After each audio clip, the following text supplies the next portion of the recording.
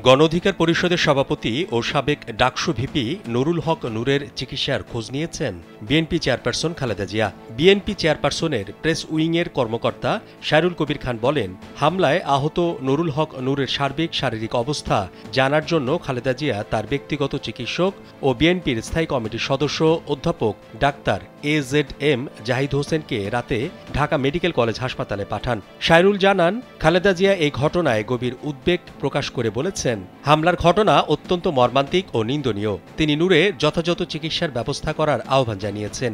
এ সময় তিনি নুরুল হক নূরের দ্রুত ও সম্পূর্ণ সুস্থতা কামনা করে তার জন্য দোয়া করেন। গত শুক্রবার সন্ধ্যায় কাকরাইলে জাপা ও গণ অধিকার পরিষদের নেতাকর্মীদের মধ্যে সংঘর্ষ হয়। জাপার কার্যালয়ের সামনে দিয়ে গণ অধিকার পরিষদের একটি মিছিল যাওয়ার সময় এই ঘটনা ঘটে। পরে আইনশৃঙ্খলা রক্ষাকারী বাহিনীর লাঠিপেটায় গণ অধিকার পরিষদের সভাপতি নুরুল হক নূরু আহত হন। গুরুতর আহত নুরুল হক সহ ৬ জনকে ঢাকা মেডিকেল কলেজ হাসপাতালে ভর্তি করা হয়।